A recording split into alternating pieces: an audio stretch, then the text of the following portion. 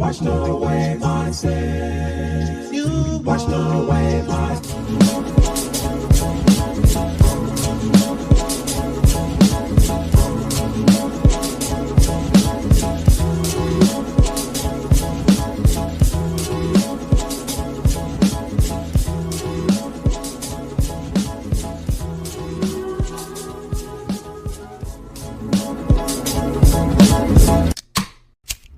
You ready?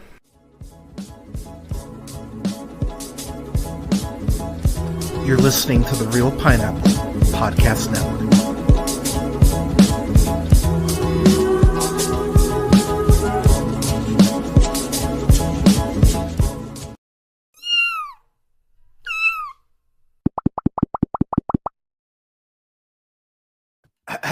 Good morning, ladies, gentlemen, theys, and gays. This is the Real Pineapple. This is your humble host, Hunter, here. Happy Black History Month.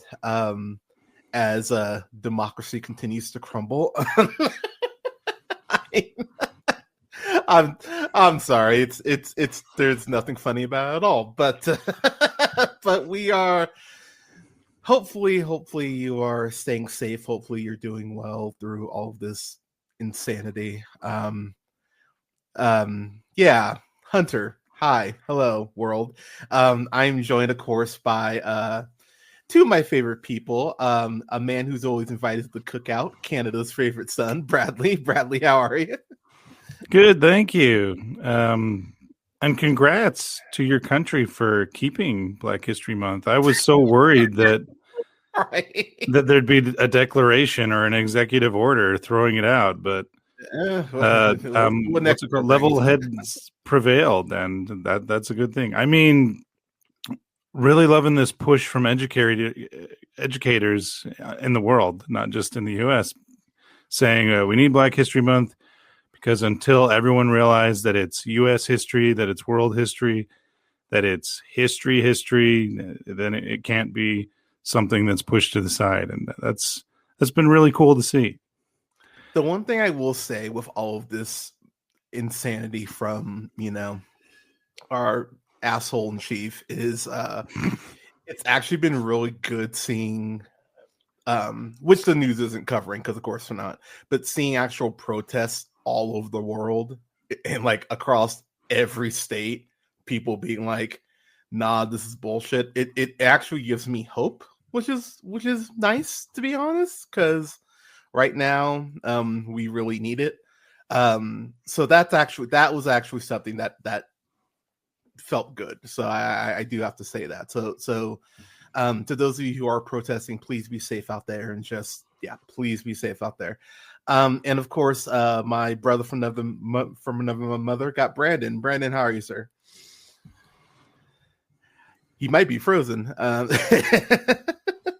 Because it's February and a frozen snow tundra of death out there. Yeah, exactly. I'm looking at just outside, and I know it's Canada, and everyone thinks that's what Canada's like, but it is not supposed to be this cold and this snowy in Canada right now, and it is. Look at me. How many times have I come on with my regular hoodie on your podcast just this week? This is like a regular look for me now. Yeah, Brandon will be back in a second, y'all. We're at 30 degrees here right now, but it's that wind chill, man. That wind chill is what gets you. So like I went for I've been trying to get back on my daily walk, so I went on like a 45 yesterday.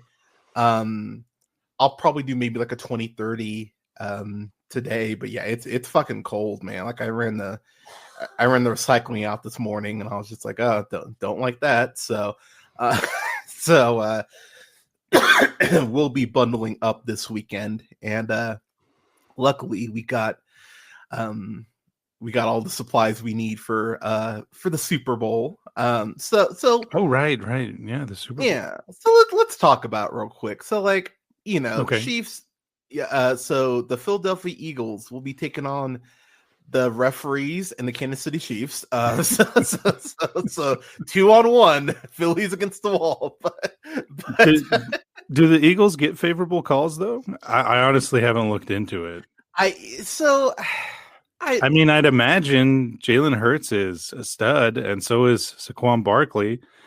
Yeah. If the NFL is prone to give flags to elite players, I mean, the Eagles should get calls, right? Do I sound crazy right now? Like, I know that no one can be as gorgeous and as talented as Patrick Mahomes, the Patrick Mahomes. Right. And, you know, and I don't mean to sound derogatory. Taylor Swift has brought so much income to the NFL, and I'm not saying that as a bad thing or as a conspiracy. It's on paper. She brings the eyes. And I'm not saying that I wouldn't favor that team. Yes, I would. I am saying that, actually. I would favor that team. You make sure that team looks great. I would say that to all the refs. Yeah. Given the opportunity, if it's one way or the other, you side with the Chiefs, because this is a freaking gold. This is Jerry Jones probably goes to sleep tossing and turning like, Dak, please, hey, Taylor Swift, Dak, you know, in a cold sweat, waking up and sobbing because no one on his squad could pull. Okay. This is getting a little bit too personal. No. So you know what? You're nice to stop short. I don't fucking care, so I'll take it there.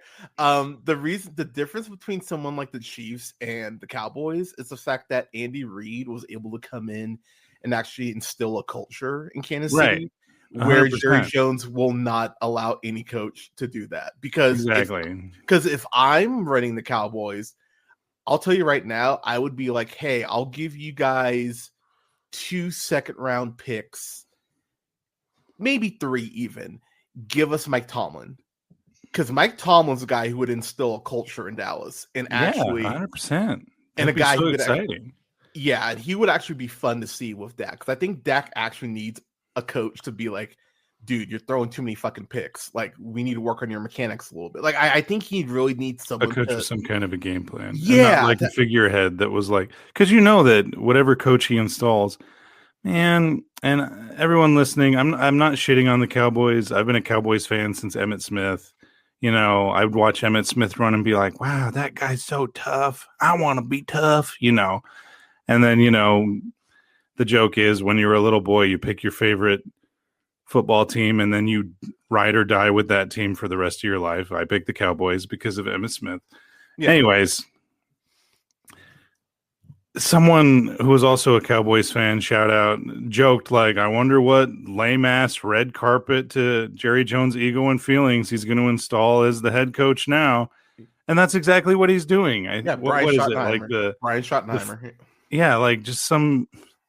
That's embarrassing. Why aren't we getting a real? And I don't mean real coach because no, you do, because he's never been a head coach before, and it's just the thing that was so weird is what Jerry said is he's no longer never been a first time head coach. He's no longer Schottenheimer. He's the head coach of the Dallas Cowboys. I'm like, what a weird statement to make. That's it.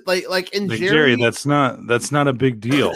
Yeah, and the difference, the weird similarity between Jerry Jones and our current president is that they're both senile. That's the only thing that's the only thing that makes sense to me at this point. Because you can't say the type of shit they're saying. And look, are they both incredibly racist men? Yes, absolutely. I think Jerry Jones only owns the Cowboys, so he can trade black people personally. That's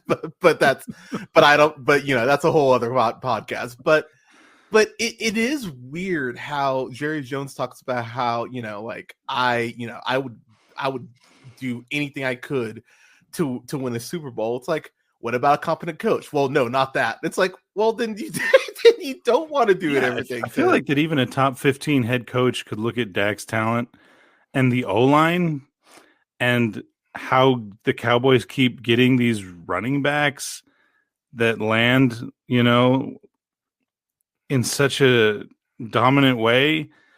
And instead of being well, that pulls money from the quarterback jersey, maybe we should trade the running back. One coach, we just need one coach to be maybe we should build an offense around the running game. Yeah, it's well, the stat. Oh yeah, Brandon, are you back with us, sir? He's Brandon, Oh, there he I goes. am here. I am here. perfect. Hi, man. Welcome back. But the weird thing about Jerry Jones is like what's the stat? Like when the Cowboys run the ball like more than they throw it.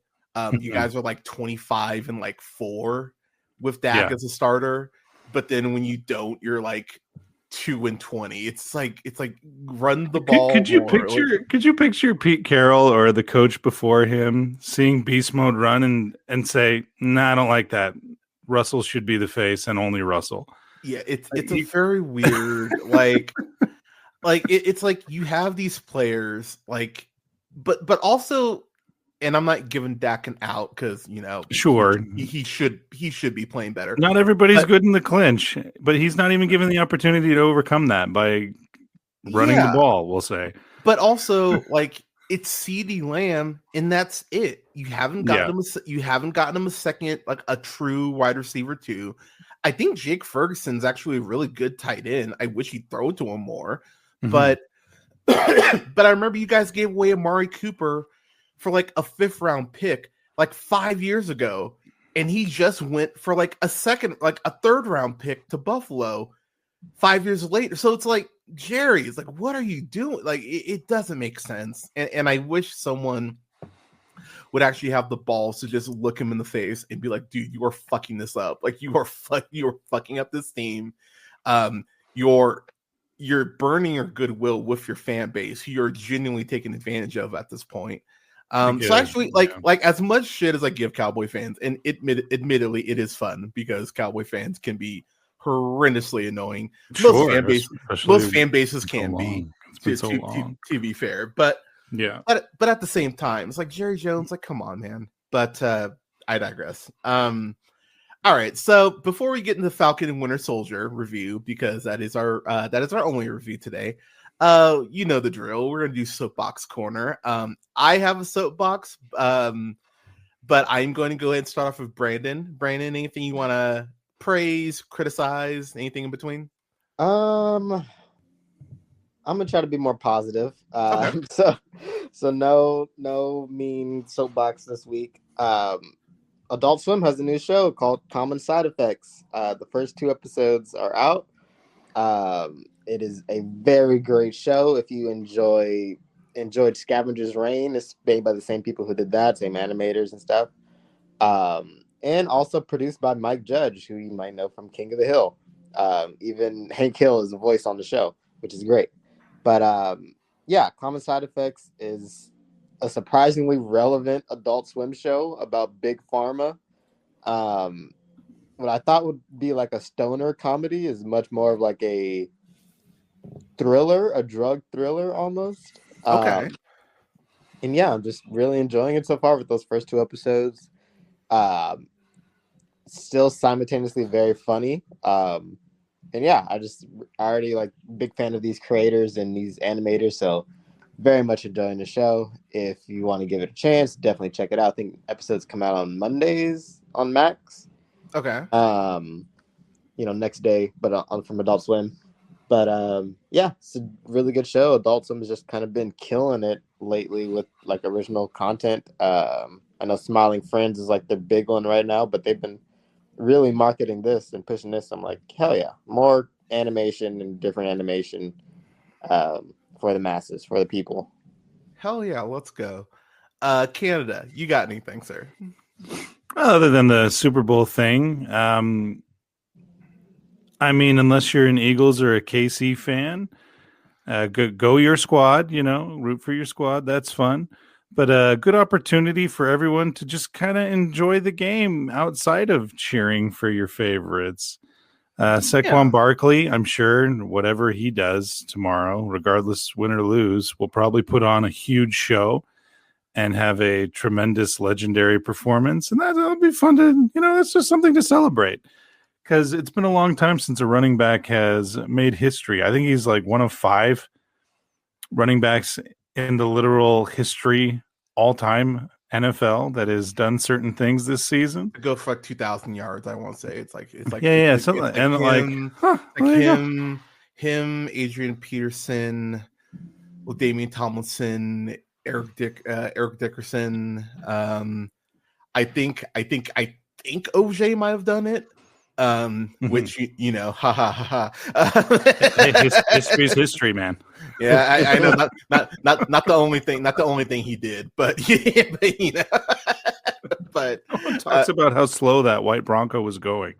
I know he could have outran that. Based on how ironically fast and elusive he was. I know. Say what you will about OJ. He was still alive. No, he died like last year. Did he pass away? Yeah, okay. He hey, you know what? He got away with it, man. He died.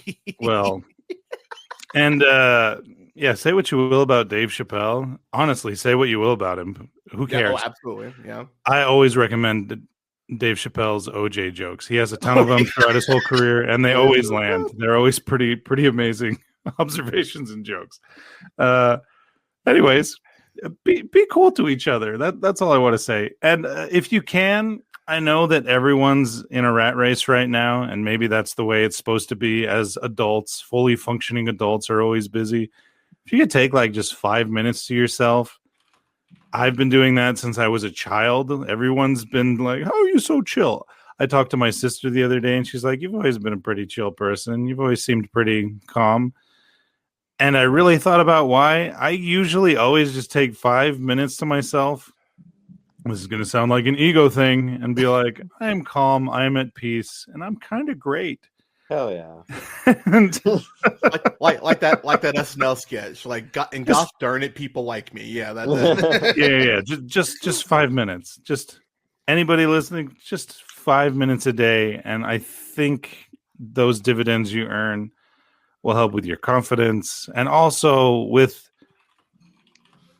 you know, I just want more people to like themselves, because I like that you're all here. You too. I like that you're here. I like that I'm invited to these things. Yeah. And really, more than ever, start appreciating yourselves. And that's my soapbox. Beautifully said, man. Fantastic.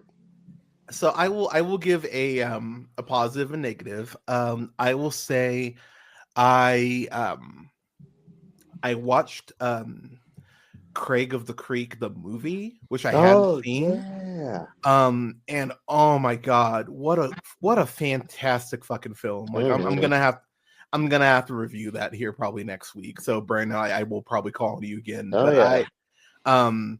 That's one of those shows that I watched like the first premiere episode when it came on, and I was like so happy that it got on my radar. I just happened to be flipping through the channels, and I found it naturally, and I was so stoked. I was like, oh my god, what is the show? And I started watching it, and it's been an absolute joy to watch. I haven't finished it yet because to Brandon's point, I'm just not. I've been trying not to cry, y'all. I'm not ready. Yeah, I've been trying really hard not to cry, and I will even say rewatching certain aspects of Falcon the Winter Soldier, I just found myself crying all over again. I was like, oh god damn it. We'll get into that, but watching Craig of the Creek, that's just such a great show, and I am going to, because I want to review it, and Brandon has already got me into it. I am going to finish up Invincible Fight Girl. I am going to finish that up, so that'll be probably next week's binge. But the negative, and I won't spend too long on this, but man, I finished up that Amy Schumer movie this morning, Kind of Pregnant. God damn, like I'm amazed at what gets greenlit by Hollywood at this point. Like, it's just one of those things where I'm like, you read the script and you went, yeah, let's give someone millions of dollars to make this. And I like, so, you know, Bradley was with me, thankfully, last week when I did my worst of, and, you know, like, in case you haven't listened to it, you can check it out on the pod now. Videos up, audio's up as well. But Unfrosted, fucking hated Unfrosted. Literally broke my brain. Like, it was locked in from April. Like, it was one of those movies I saw and I was like, oh, this is number one unless something. And you know what? Credit to God's Not Dead. In God We Trust. It got close. Like it was real close to overtaking it. And I just unfrosted. I just like, nah, I can't. And watching Kind of Pregnant, I'm like, okay, so I will give the quick synopsis. So literally the synopsis is Amy Schumer has a best friend, Jillian Bell, who you know from 22 Jump Street, Fist Fight, Workaholics. She gets pregnant, and they literally their whole friendship, or a big basis of their friendship, is that ever since they were kids, they wanted to be parents. Which I'll be real, it's always something that just has always been kind of weird to me. Like it's in movies, especially when they show like 6-year-olds, like I want to be a mom. Like it's like if you're having that conversation when you're in like high school, like I can wrap my head around that, but just I don't know. That always comes across very creepy and actually quite groomy, honestly. And I don't think movies are called out enough for that. But I digress. So fast forward to present day, and Amy Schumer is dating Damon Wayans Jr. I was so sad to see him in this because I'm such a fan of his. I was like, God damn it, dude! Really, they dragged you in this? Like, is Pop's house not paying well enough? Like, come on, man. So you know, so he's like, hey, I want to go ahead and go out to dinner, or like, take you out to dinner. Like, I have something important to talk to you about. And so she does the thing that women and look, I know this will probably sound sexist no matter how I say it. I don't really fucking care. Here's the thing.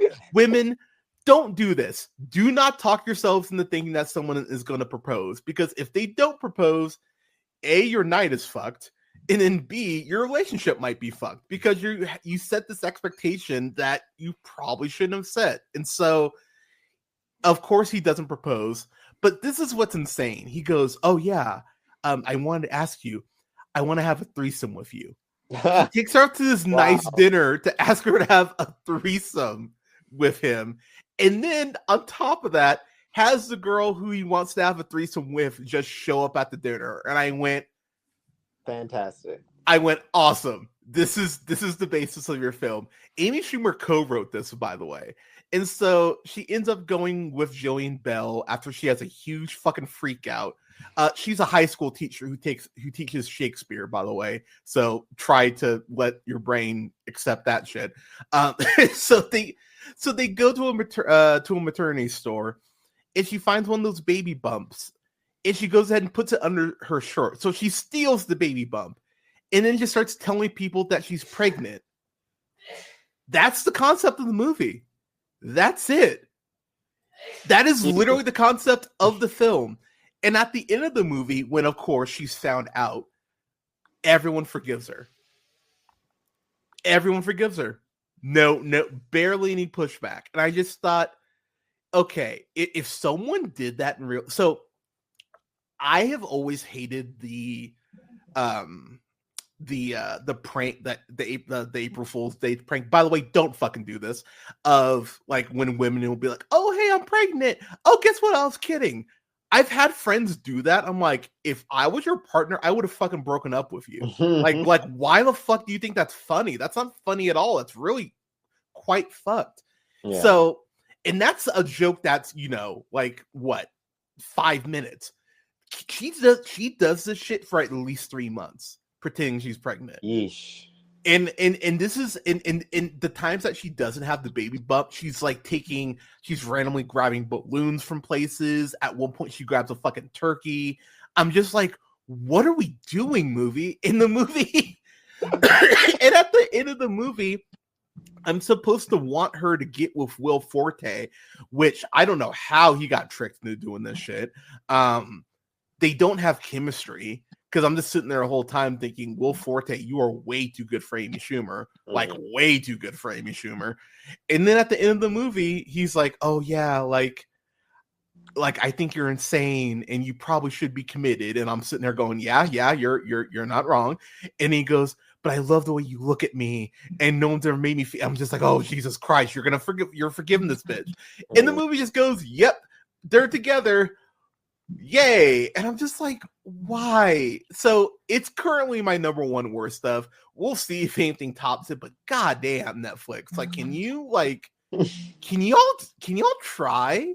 Like, for fuck's sake? Like, yeah. So I'm gonna review it proper at some point, but yeah, don't watch it. There's nothing there for you. There's nothing there for you. And the only reason I'm not yelling is because the last time Canada will tell you last time I went off the handle, I lost my voice for a fucking week. So I'm trying really hard. Pretty epic though. That was a pretty epic rant. Thank you, but I'm trying really hard to conserve my voice. But yeah, it God help me. Anyways, so all right, soapbox is done. Let's talk about something good. Let's talk about Falcon and the Winter Soldier, which came out 4 years ago. That's so crazy. It's been 4 years since it's come out. So yeah, we're finally getting a new Captain America, which comes out next week with Captain America: Brave New World. I'm probably not going to get a chance to see it until the 17th. So I will be off the internet. Spoilers are going to be terrible. Yeah, because spoilers will be terrible, and fuck that. I'm not having anything spoiled. Maybe it won't be a film that really has spoilers. Not everything. Like, a lot of these Marvel films don't necessarily have a twist, right? I mean, true. My big concern is that I don't want the mid-credit or post-credits being spoiled for me. Oh, right. Because that's kind of those are always kind of surprising. Because talking to the director, he was really saying like this kind of fast tracks us heading to the next Avengers film. And he, like, the way he said it, I'm like, okay, I feel like you're probably dropping some X-Men shit. There might be. I'm just like, so I'm being very cautious about potentially seeing shit. So I'm a little concerned, but my superpower is avoiding spoilers. So I'm gonna. No, I think that's a good idea then, to go completely. Luckily I've missed. I think there was 2 new trailer drops. I don't know if they have much new information in them, but I haven't seen either of them. So I would like to give myself a pat on the back. I call that adamantium shit. I call that the trailer, y'all. I told you that was going to be. Did the word adamantium get revealed? It did get dropped. It did. So is the rights, and we don't have to talk about backdoor politics, no, you're good. right? But are the rights actually in Disney's hands now? Because they were being wishy-washy on what year. After Deadpool and Wolverine, I assumed, all right, everything's settled. But then I heard whisperings of not everything. You know how these lawyers get. Yeah, so they can use that term because that is apparently tied to Wolverine, and they own the X-Men now. So they can actually use that term. So I was stoked. I was stoked to be right about that. As I often am. But I told y'all that was it. So I'm excited. I'm excited to see how they flesh that out. But getting the Falcon the Winter Soldier, this was the first Disney Plus show after they really launched Disney Plus. It was the first Marvel Disney Plus show. And was this first before WandaVision? This was before WandaVision. Yeah, okay. This was the first one. So laying everything out, we pick up after Endgame, where in a moment that genuinely made me weep in theaters. Steve Rogers, Chris Evans, as Canada would say, thank God for Marvel. Which man, Chris Evans, dude, you got to get a new agent, homie, because god damn, you are swinging and missing, man. Like between but Ghost him and The Rock saved Amazon during the holiday season. Haven't you heard? You heard that? Because between Ghosted and Red One, man, he is on a. I feel like there's another movie in between there. Was there something else that I'm blanking on? I don't know. But maybe. Yeah, Chris Evans has been on the very bad streak. Oh, The Gray Man, that's right. Yeah, there you go. I didn't see that one at all, but I stopped watching that one in the middle. I was like, I had enough. Whoa! Yeah. Part of my reaction, audience, Brandon doesn't stop watching films. He does not. Yeah, that's a rare thing. I think I was falling asleep too. I was like, yeah, it's time to stop. I only let me just read off Evan's last 1, 2, 3, 4 last couple films. So Lightyear, not great. Okay, Not it's mid. It's mid. Shout out to Socks though. Socks is the homie, man. Like give me. I've been saying give me some Sock shorts, man. Like Socks is the best character in that fucking movie. Yeah. So yeah, Lightyear, the Gray Man, Ghosted, Pain Hustlers, Red One. That is a rough stretch. Yeah. Yeah, like if those rumors about him being like evil Cap, that makes a ton of sense, man. Because dude, you are yeah, new agent. But Steve Rogers went ahead and decided that, you know, while I'm returning these Infinity Stones, oh hey, look at hot Haley Atwell, I will actually go back and live a life with her. Cannot blame him at all, because Haley God, woman is so fine. But but maybe in my favorite moment in the film, he comes back with the shield and is like, hey, try this on. And Alea would tell you, I was sitting in the theater and I was like, oh, like I literally did the heavy, like, oh my God, he's giving him the shield. And, you know, the whole moment of, you know, this feels like it belongs to someone else. And, you know, it doesn't. And it's like, oh my God, he's getting the shield. Yeah, wept like a motherfucker, cried, cheered. And then you get the Captain America music playing just to, you know, reaffirm that, you know, this is what's coming. And so then, you know, we start off with Falcon the Winter Soldier, and Sam is over it. You know, Sam's over it. He goes ahead and he's like, I need to go ahead and give the shield up. Which is sad. It's a really sad moment in the way that he really does feel like he doesn't deserve the shield. And Canda's got to make a quick exit, so I will throw it to you real quick, sir. Give me some of your thoughts on the show. Well, I didn't watch it during its initial run. Doggett and you, I think it was you, kind of guilted me into it. Oh, we guilted you hardcore. Yeah, we were like, dude, come on, man. Like, I saw the GIFs and the memes, and that's all I would ever talk about. And I think Doggett one day was like, have you even seen this at all? And I was like, no, because I'm not a good liar. So I had to strip it and be like, no, I haven't. Yeah, you're not. And you both were like, what? But you'd actually like this. And I'm like, but I shit on things. I don't like them. True. And you both were like, no. This one you'll like. This one you'll like. You're a Danny Brohl fan. You're the only guy that talks about Rush. You'll like it. I'm like, dude, okay. I love Rush so much. That movie rules. So I love that goddamn movie. So if I had to say one thing, this show, and no one ever talks about this, I want to talk about the symbolism, the allegory. Steve Rogers, he isn't a goon or a stooge or a employee of America. In The Greatest Generation, which he's from, he wasn't sold the American ideal. He lived it. Little scrawny, sad sack looking kid with a best friend. And his best friend, let's not overlook that. Bucky always saw the Steve Rogers that he turns into in that little kid. Did. Yep. And that ideal is what Chris Evans, Steve Rogers, is living. When he passes the shield, which is a symbol, everybody, let's not get too precious about it, but that's a symbol.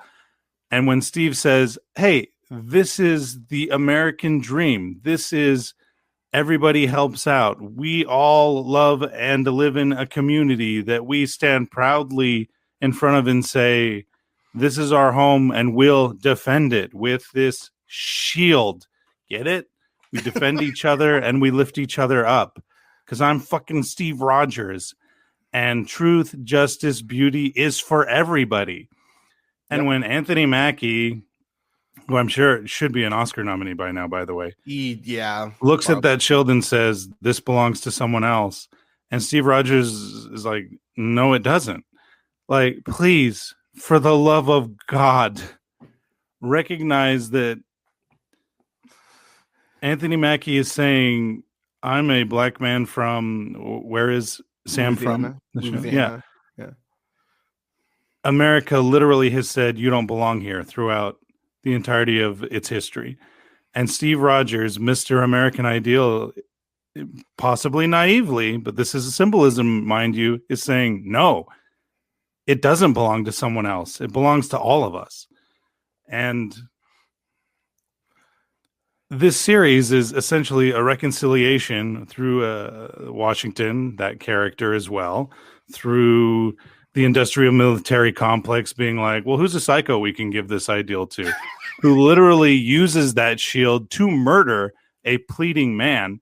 Yeah. You know, that symbolism. Blood on the shield isn't supposed to make you feel like, well, I don't think he did anything wrong. No, he's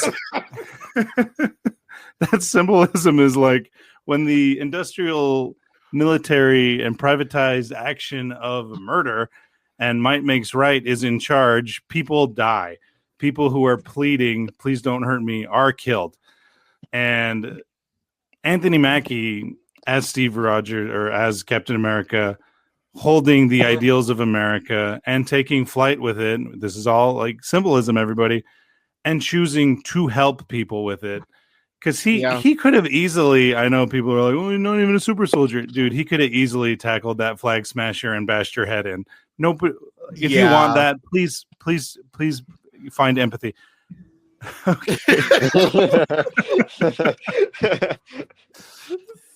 To be a beacon of light and hope for other people, and for the film to tie into that, where he's like, we're going to lose the boat. We're going to lose everything to this bank. The bank, again, another corporation, another bucks make things right, looks at this literal veteran, this literal Avengers, and goes, that's not our thing. You're not a person to us. But can we get your autograph? Like, there's so much going on. I'm even tripping over all of it myself in my rant here. No, you're good, man. It's the people that come together and help each other. His own community shows up, not because he's an Avenger or a veteran, but because they're like, oh, Sam, I know his parents. We've lived here. We've been generations in this town. I know his sister. I know his family. And he's our family too because of that. That's the America that Steve Rogers sees in it and sees in Sam. That's the one where he's like, no, that dream doesn't belong to anyone else. You're living that dream, regardless of people in suits saying, like, he can't be Captain America. He's not what we're looking for. That psychopath who will crush a man's skull in as he pleads for his life. That's what we want. Just don't catch it on camera. And I feel like people don't realize that enough. They're not mad that he murdered that guy. They're mad that people saw what they wanted in broad daylight. You know? And Wyatt Russell is great in the role of U.S. agent. I think he's going to be fantastic in Thunderbolts. The U.S. agent is very much a complex character. He's not Steve Rogers. He's all like, well, I can kill someone right now. Who do you want me to kill? I'll do it. That's not the empathy. That's not the light on the hill that says, bring me your sick, bring me your poor. You belong here. And we want you here to make our community together. He said, invited to the cookout. Oh my gosh. The fact that a guy who has the shield right now wants to invite people to the cookout and say, you are safe and at peace here. It used to be the American way, but now I get it. It's not. Currently, it's not. But there isn't anyone else we should want to have this shield. And all that it symbolizes than Anthony Mackie's Sam Wilson. And that's what he saw in it. Sebastian Stan in this, just to close off, because I'm still me, didn't really like his arc. I think based on what I've seen Sebastian Stan in, he would have done amazing work with a dialogue between him and an old Asian man who he's wronged. But I think the show kind of just brushes over it too fast, and that upset me. Sharon Carter, guys, y'all elected someone who sold secrets to Russia. I mean, are we really going to be mad at her? It's so fascinating, and I'll let you guys make this point. That's the most realistic thing about this show is like when she goes like how the show ends, and it like I kind of love that it ends on that downer where you're kind of like, oh shit, but then you think about like the Bush administration and like really even the Clinton administration, how many times we were like, oh hey, like oil, oh let's give you this off the book, like the amount of times that happened. Yeah, it's like so to close my rant. Sam Wilson is the American dream because he understands it's not the handlers or the suits or the banks or the military industrial complex. I know I like saying that are America. It's your neighbor. It's your friend. It's Bucky. It's, you know what? It's even Sharon who got screwed over and is just trying to survive. And she did. To be fair, big time. Through no fault of Sam's. Like, that's what's so unfair is And he got so many people overlook when they find Wyatt. Sorry, I forget his character's name. John Walker. Yeah, John Walker. When him and Bucky find him, Bucky's ready to go. Like, let's beat the shit out of this guy. We have cause now. But it's Sam that's all like, okay, let's de-escalate. Yeah, everything's gonna be okay. Why don't you come with us? We'll get you the help you need. He's even looking down the road for this man. He sees a pain in this guy that the military industrial complex, take a drink, not only ignored, they're all like, let's exploit this guy's, and that's where Mackie and Russell really share, frankly, a beautiful, vulnerable performance. For Mackie to look at John Walker as someone who's hurt and has been ignored is so beautiful. And whatever it is y'all need to get over, and I'm sorry to address like the haters and not the fans. No, go ahead. That is very much a Sam Wilson and a Captain America trait to want to help people. It's about helping people. So I hope Brave New World hits it out of the park. Just got some personal work endeavors. I don't know why you keep inviting me on the show. It's so nice of you. No, dude, pull the parachute so often. I'm happy to get any time with you, man. So go take care of what you need to take care of. But thanks for stopping by, man. We appreciate you. All right, I'll listen to the rest of this later. Have a great day. Always good to see you too, Brandon. Likewise. Yeah. Brandon, we'll nice Marvel shirt, by the way. So I'll just take it from there. I think Wyatt Russell. So I've been trying to write longer reviews, like on Letterboxd, not just do like a paragraph. I'm starting to get more into like writing almost like an essay, like a short essay on some of these. And the thing I love about Wyatt Russell, I haven't seen Night Swim yet, because Nick I know hates that shit. But between this and Overlord and Everybody Wants Some and 22 Jump Street and even on the Monarch show, Monarch show, which I still need to finish, but I got like halfway through. He's an amazing fucking actor. Mm-hmm. And the fact that doing some research on this, like reading up on why he wanted to do this, he said he knew people would hate him and people would hate his performance. And he's like, I read the script and he's like, I was like, let's go. Like, this is something more. So he knew the smoke he was going to get. And I got to give him props for being willing to go there. Cause there are some point, like, it's so interesting. And I'm really happy that you're on, so we can have these more Negro-rific conversations. So at the end of the first episode, that's exactly how the government would play it. Number one, that's exactly what they would do. Because the moment he gave the shield back, and I do love the fact that he has, like, I wish he was in the show. Like, maybe if I got another scene or two of him, but I love Don Cheadle showing up as Rhodey, because that's a man who's really dedicated his life to the military and to the government, and I love how they're standing by the Steve Rogers memorial in the museum there, and he just kind of sits there and looks at him and goes like, "All right, I guess you're gonna make me ask this. Like, why'd you get the shield back?" And really what it comes down to is the pressure of it. Like that's basically what Sam says. He's like, dude, I don't think I deserve it at this point. And it's so interesting because the amount of people, the amount of morons, I'm not even going to call them people, who are saying like, Buck, you should have had the shield. And it's like, y'all, like, Steve no, like, there's a point even when when they're having this great conversation later on, where Bucky flat out admits that he knew what Steve knew, that they knew that that Wilson was the one who needed to become Captain America, and it's that scene in Endgame too, like right before, like when Steve comes back, they see old Steve sitting on the bench. Bucky's like, "Go ahead, go talk to him." Like he knows, like what's exactly. He knew back then, yeah. and the show does a really good job of reaffirming that. And I think the thing I love, and to give a little bit of the peek behind the curtain, because so one thing I love about the chat that I run is like I've got like you and Nick and Canada and Jamarco and Keith and other Marco and like a lot of like genuine like Doggett, like a lot of great like male relationships have come out of that chat.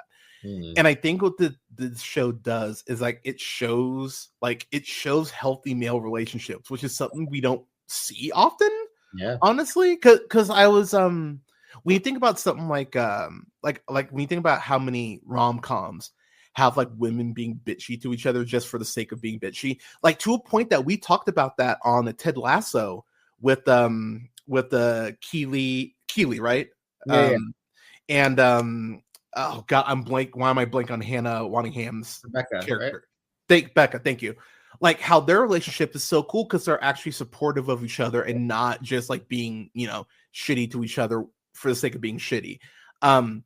I love the relationship that Sam and Bucky develop because you know how you're friends with someone almost by proxy of someone that you both know, but you guys don't really have, you know what I mean? But you don't have like a relationship.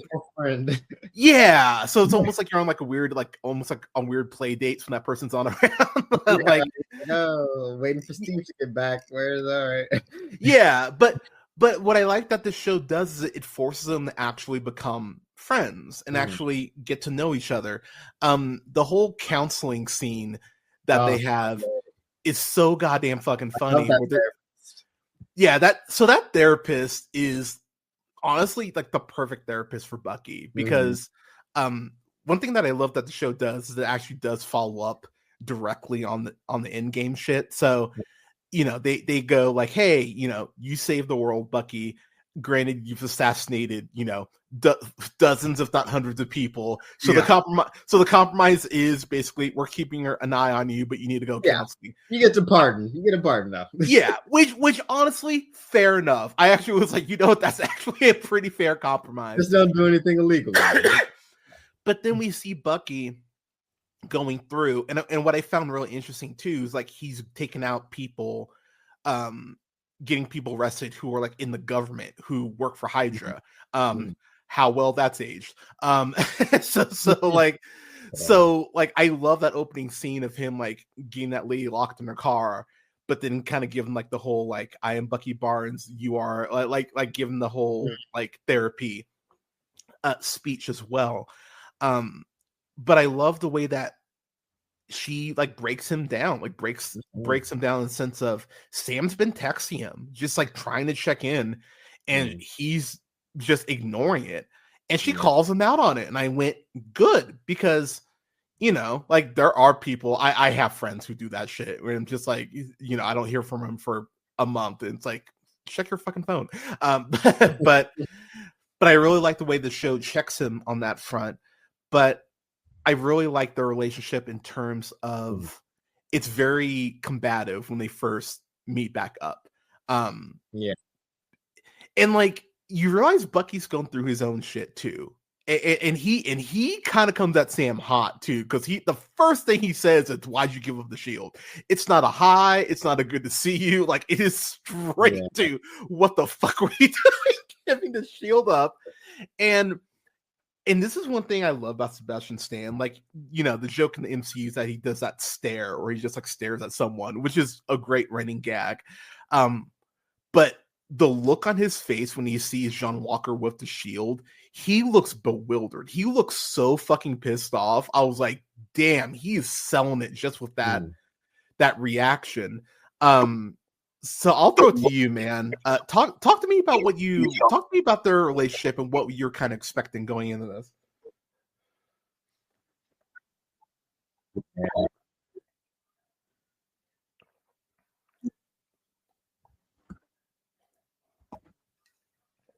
I think you're glitching.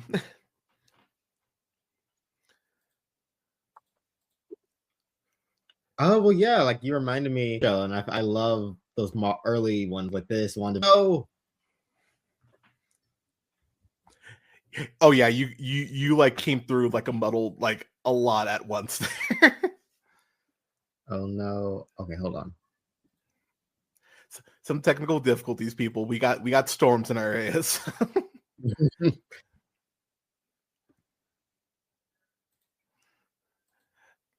But while we're waiting for Brandon to get back, I will say, I'll say for myself, I just love Anthony Mackie and seeing the ascent of him from Captain America, Winter Soldier, to now. It's crazy. He's been on an 11-year journey. You know, he debuts as Sam Wilson in 2014's Winter Soldier, and now, you know, 11 years later, he's getting his first starring role in a Marvel film. Like, that's fucking awesome. Like, that's great. So I'm really happy. I'm really happy for him, and that he's getting this chance. But I think one thing that the show does so flawlessly is it really does go, okay, how do we get to the journey? How do we go on the journey of Sam going ahead and actually getting the shield? And how does Sam define the shield? Welcome back, Brandon. How does Sam define the Captain America legacy for himself? And I think one thing that is so great about his journey is that he has to see what happens when someone who doesn't deserve the shield gets the shield. Because, you know, as Dr. Erskine said, it makes you more of what you already are. And John Walker, it's really interesting how they do the whole Star Spangled Man remix. Basically, you know, they have him come out Good Morning America. They got a black guy leading the marching band. He gets a high five, which I won't lie. The fact he was like I think it's hard enough to walk and listen to music at the same time. To be running full speed with a shield and high five someone and not trip on the field, that might be the most. He's got good coordination. Whatever. He's got good coordination, but one thing I love is how they start running down his actual accomplishments, like his military accomplishments, and you're kind of like, oh shit, like, all right, like on paper, this could work? Question mark? Maybe. And in the first initial fight scene that Walker has, like, he's using that shield. He's using that shield really well, and you're kind of like, shit, like maybe there's something here. Unfortunately, you know, the other shoe has to drop at some point, and when that shoe drops, boy howdy, is it is it unpleasant. But what I will say too is with Bucky and Sam's friendship, I really like how Sam is able to use the fact that he's a counselor in this show. It comes up multiple times, and it's something that they established back in Winter Soldier. It's like one of the first things they established about him. How he works at the VA and everything, and that comes up at multiple points. As Canada was saying, you know, he tries to go ahead and talk Walker down at multiple points. He goes ahead and he talks down Aaron Kellyman's Carly, who we'll get to her in a second. I love the way he talks to Bucky and tells him, like, you know, there's a point where they're basically having a catch, but they're tossing the shield, and he tells them about how, you know, apologizing makes you feel better, but doing the work and actually trying to make amends with these people, and how I'm sure there's one person in that book who, you know, needs some closure, and you're like, holy shit, like Sam, like Sam is Captain America-ing his ass off in this show. and the more the show goes on, the more I'm just like, god damn, like this is what Steve saw. Like, Steve saw this in him, and there's a reason why he's getting the shield instead of Bucky or instead of John. I love what they do with him in that sense. But to throw it back to Wyatt Russell, man, kind of your thoughts on him. Yeah, I freaking love Wyatt Russell. Like, just like you, I loved him in Overworld.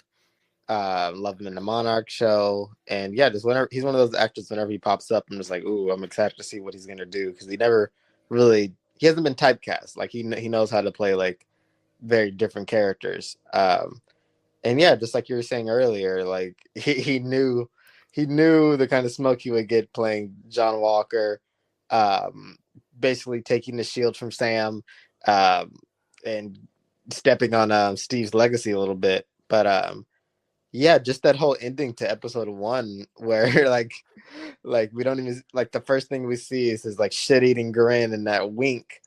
And you're just like, oh fuck this guy. I don't even know this guy yet, but screw this guy. So bad. And So bad. I think like just his physicality, like just in that moment, like he hasn't even said a word. It's episode 1. Into episode 1, you're like, oh, this guy sucks. So it's like I think just a testament to Wyatt Russell and like what he does the rest of the show as well. Like it's the same thing that you're saying. Like, maybe I can kind of root for this guy. Like on paper, he seems like the right guy. Like he seems nice. He has a family.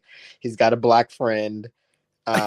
His friend is black too, man. That like he is black as hell. Undeniably. Clay Bennett, who plays Battlestar. I was actually really hyped to see Battlestar. I was like, oh, that's a deep cut right there. Yeah, because I saw some people complaining. They're like, oh, I want more of him. I'm like, so many of you didn't even know Battlestar was like, yeah, you don't know. I don't want to hear that shit. Like this show stars a black man. Let's calm down. But he's good for the bits that he gets. He's like. It's really funny how it's almost like a fun mirror version of Bucky and Sam's relationship. Very much so. Like, because it's very much like it's very much good cop, bad cop. Because John Walker is definitely the one with like the rougher edges to him. But Battlestar is one who's actually talking to Sam and Bucky and being like, okay, y'all, like, look, maybe we should actually work this out or something. Yeah, he's more kind of diplomatic between the two. But what I'll say about John Walker is, you know that shoe's gonna drop. And I will say this is where being a nerd is kind of a bummer. Because you know the character, because at some point we have to get to a certain spot, and so I'm watching this going, okay, he has to become a U.S. agent. Like at some point that shoe has to drop. But what I will say, man, is the way sometimes it.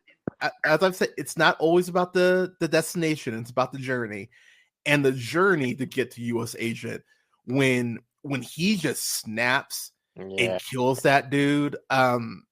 So if there's a complaint about the show, and I am going to give the show a bit of a pass on this front because this was like filmed during COVID and all that. You can tell that the Flag Smashers. I think that there's going to be more of a thing involving those vials and all that. There's a lot more to that plot. Yeah, there's clearly going to be more to that plot. But given the fact we are going through lockdown and TBH still dealing with that, like, I get why they cut that shit.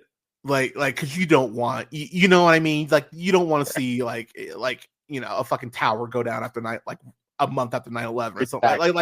Like you want to be sensitive to that. So I think it got the point across enough for me to go, okay, I get this. Ironically enough, the shit with the terrorist shit in terms of like people losing their homes and all that, that's actually aged a lot better than it should. I don't even need to mention it. Y'all are smart. But that aspect has actually made the show age better for me.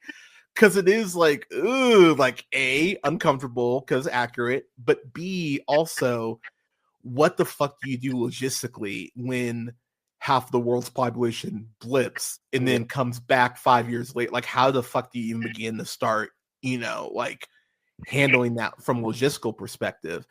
And it's really interesting how it brings up a very big time world issue, cough Navy Federal Union, where you look at how Black people can't get loans, can't get approved for loans. I don't know if you're familiar, but that story came out last year. Navy Federal denied half of Black applicants for loans, which is insane. Sorry, over half. Pardon me.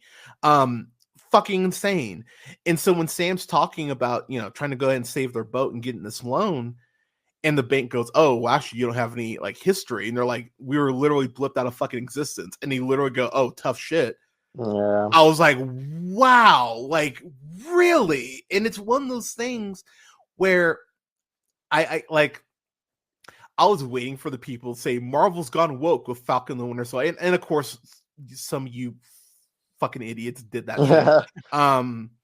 But I have a friend. I have a sibling, a friend who has a sibling who's not allowed in our house because they did the hashtag not like Captain America. I was like, oh cool, you're a fucking dude. Yeah, I was like, oh cool, like you're a fucking asshole.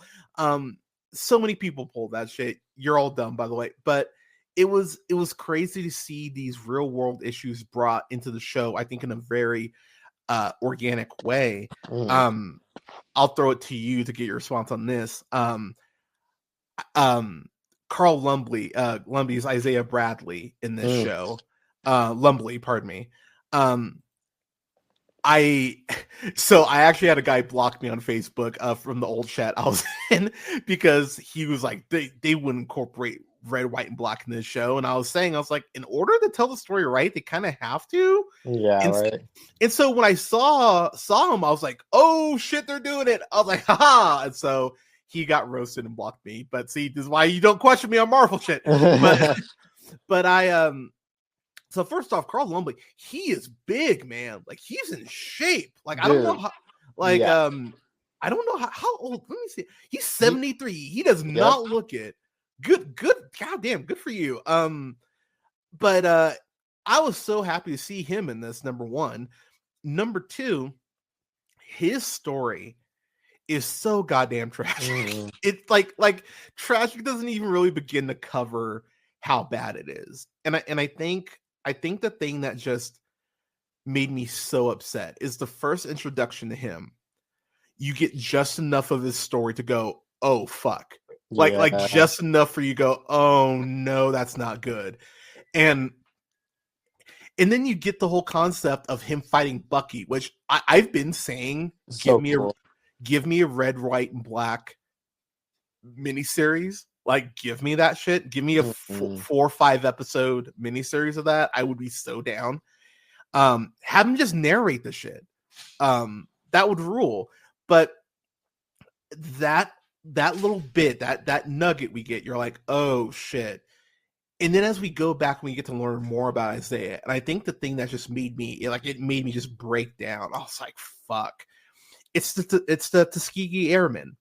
Like, it's basically that told out in a comic book show. How they talk about how they were told they were getting this one drug, which they clearly weren't. And they were testing out different versions of the super soldier serum on all these black soldiers, because of course you would.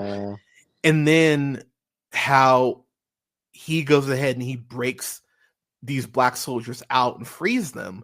Same thing Steve did. And then he lifts up his shirt and says, oh, and this is what I got for it. And he literally got branded, like fucking cut up. And you're just like, fuck, man. And I don't look up reaction videos for shit often, but just seeing people react to Isaiah's journey and just being like, oh, Jesus. And I was actually very proud of how many people got the Tuskegee Airmen connection, because I was pointing that out to a lot of my friends, and a lot of my friends were like, wait, I didn't even think about that. I'm like, yeah, man, like this is what, like, this is clearly what they're mirroring.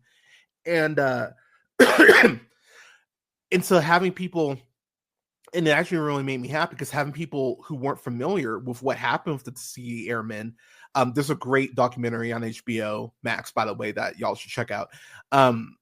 But having people look that up and realize, like, oh fuck, what did America do? And it's like, yeah, it's like, this is, and I love that line he drops where he's like, you know, like, pledge allegiance to that, brother. And you're just like, fuck. And it's just like, and you just realize, like, how, like, when you realize that black people are paranoid about shit, it's because we have a right to be. You know, whether it's Martin Luther King Jr. being taped by the FBI because they want to bring him down. I could go on a whole rant about that.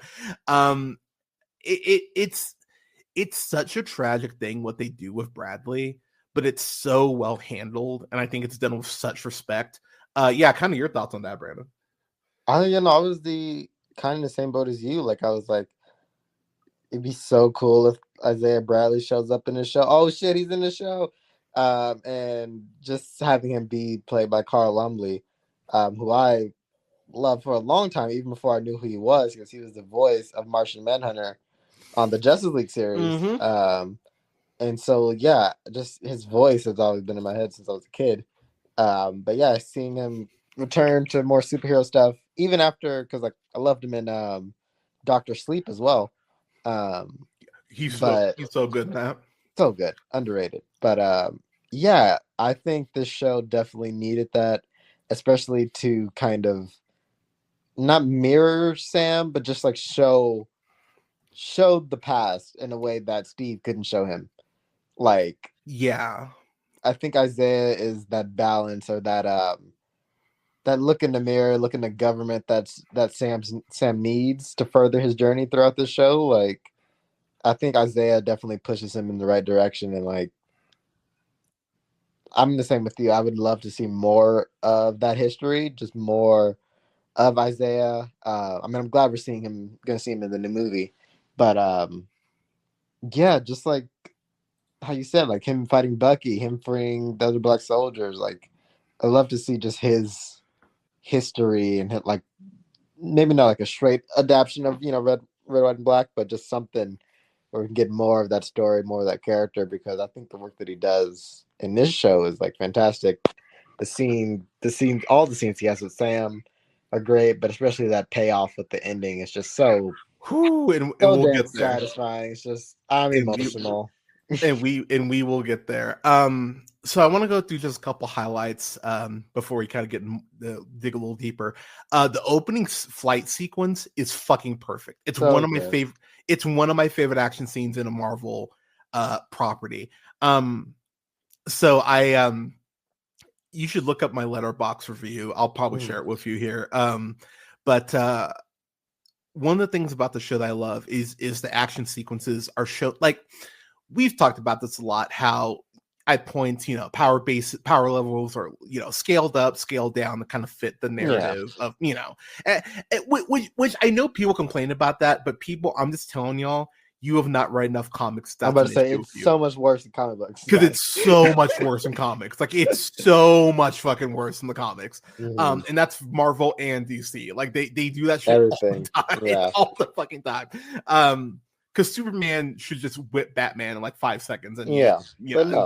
that's a whole other. Anyways, but what I love about this, and I really, really love about a lot of these Marvel shows, is that we're seeing everyone who's not, quote, super powered, unquote, kind of leveling up more and more. And you're seeing that Sam is way more confident in his flight attributes. He just gets this shit. Like the way he's flying in between like boulders and shit in that opening flight sequence, you're just like, God damn, like, okay. Like he gets like how to work the suit with angles and all this stuff. Like, it's really quite impressive. And the way that him and Red Wing work in tandem together is so fucking great. And it's one of those things that you are just like, wow, like this is so cool. I love the fact they brought back George St. Pierre's Batroc the Leaper too. That just made me happy. I'm like, oh, that's fucking great that you're bringing him back. That's a good little callback. Yeah, like I love the fact he's fought 2 Captain Americas now. But and then the other thing I will say is the Civil War remix that we get to start episode 5 is one. So I think The World Is Watching is one of the best. That's episode 4. That is one of the best hours of TV, of content Marvel has ever produced. Like, it is incredible.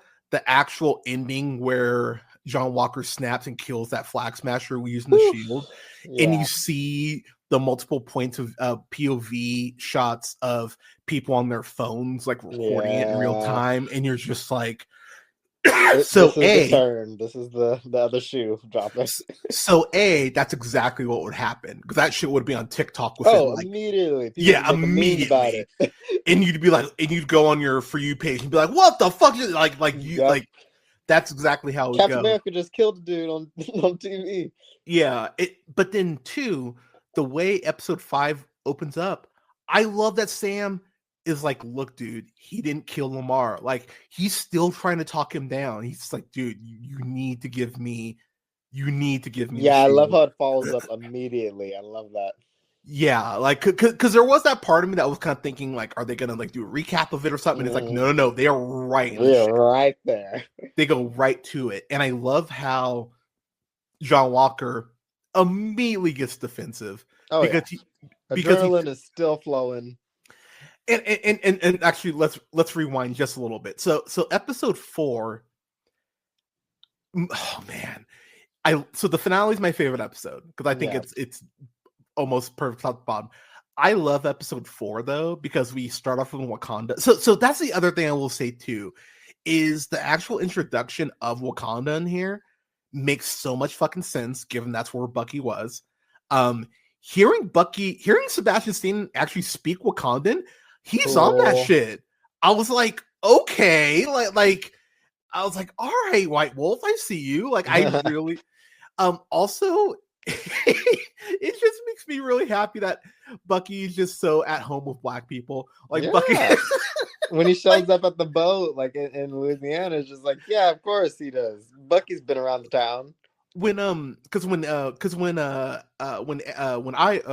shows up from Wakanda, played by Florence Kasumba, who is fucking gorgeous. She is 48. Are you fucking kidding me? Would not have fucking guessed that. No fucking. Okay, that's bull. That can't be right. 40.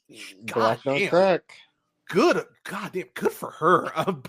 But when she shows up, I'm not gonna lie, dude. My first thought was, this is the tone of someone that you've had sex with before.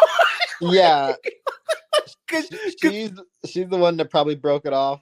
But like, yeah, 1000%. But it's just like they both have the understanding. They both seem like, oh yeah, no, it's okay. We're cool. Yeah, but she's talking to him like someone she's fucked before. Yeah. And I was laughing so hard because I said that to Leia. She looked at me. She's like, "Oh my god, you're so right." I was like, Bucky was in Wakanda for a minute. There's no way that at some point. A hot minute. But that's some of the best acting from Sebastian Stan, is how she's the one who went ahead and like deprogrammed him from the Winter Soldier commands, and that opening where he's trying so hard because he doesn't want to snap again and lose himself, and you are free, and the way he just breaks down. Yeah, I won't lie, dude, bawled my eyes out. It's one of those moments where you're like, he wanted this for so long to just be able to be himself, and you're just like, holy shit. And then it cuts to them in real time. How, to be fair, and I know we're jumping all over the place, but that's fine. Bucky is the one who went ahead and broke Zemo out of prison. Mm-hmm.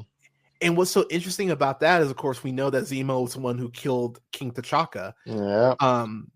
Which, man, that scene is still fucking heartbreaking. I do find it interesting that the only ones that Zemo doesn't have beef with in the MCU were T'Challa and Sam. Right? Like they're the two people he seems to respect the most because he kind of hates everyone else. He should have the most beef with them, but no, it's like, nah, there's respect there. But it's got like he actually, like, people forget he apologized to T'Challa. Mm-hmm. Like he hasn't apologized for shit. That's the one thing. Still though, yeah, that's the one thing he apologized for, and he actually has these conversations with Sam. And I think Daniel Bruhl, I think that's how you say it. Yeah, he's great. So we talked about it earlier. Rush is the shit. If you have not watched Rush, you need to watch Rush. He's fantastic in that. I heard he's great in the franchise, which I'm sorry, just got canceled. He's very funny, like very good in that. But then I will say I was a big fan of The Alienist. I really dug that show. Yeah, I remember that show. That was great. Yeah, I really liked him on that. And then being Karl Lagerfeld is actually really good. I dug that.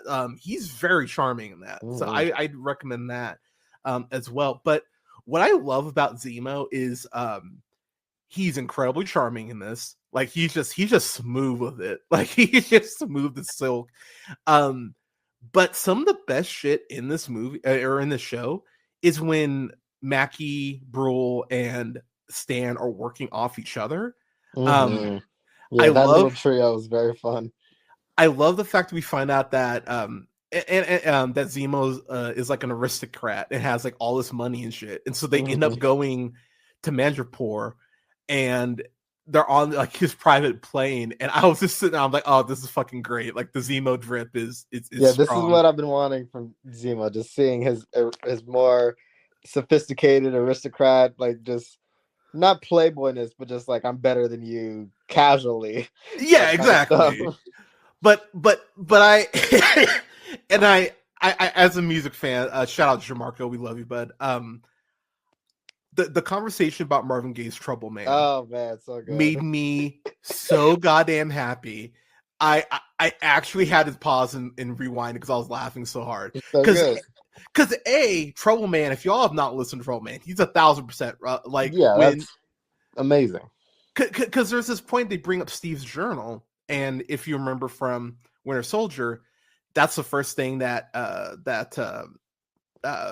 Mackie tells him to go ahead and write down is Marvin Gaye's Trouble Man, and Steve goes, I'll add it to the list, and so so he brings it up to Bucky, and Bucky's like, wait, you didn't like Trouble Man? He's like, no, I thought it was good. And then Zemo jumps in. He's like, it's an extraordinary piece of art, like that really details the Black experience. And I was like, oh my god, he's so down. Like why? Like He's why? with it. like Zemo gets it. And of course, you get the classic gif. He's out of line, but he's But right. he's right. And it's that moment where I'm like, I wouldn't invite Zemo in anything. Like Zemo's great, and of course, I mean, you got to mention the Zemo dancing scene we get. I was just about to bring up, like, when they go to Madripoor. So, I mean, we got to talk about that, man. Madripoor is a big deal. That was like the first time people were like, oh shit, X-Men are happening. X-Men thing is connected. Because that's where Patch Wolverine gets into his shit with the Hulk. Like, I was very like, oh, okay. Because I pointed out to Alea. She's like, oh shit, really? And I was like, I won't lie. I kind of hyped myself up, but I was like, X-Men appearance, and then nothing. And I was like, I mean, we were all ready for X-Men appearances in those early days of the Disney Plus. Yeah, I think we're getting there, people. We're getting there. Yeah. But I love that because then we're reintroduced to Emily Van Camp's Sharon Carter. So I will say, and I really like what they're actually doing with Sharon. By the way, I was actually a big fan of that show Revenge that she was on. I actually really liked that show. Oh my god, I forgot about that show. Yeah, I really liked Revenge. I won't lie, I've had a thing for her for a minute. So see her in the MCU now, it's like that's pretty wild. But she's like, she gets some action scenes in here. I really like her action scenes. Yeah, dude, she is a badass. Like, so getting hit with a pipe just always seems like the most unpleasant shit in the world. Yeah. like, and she hits this dude in the jaw, and I was like, oh man, that would ruin your fucking day.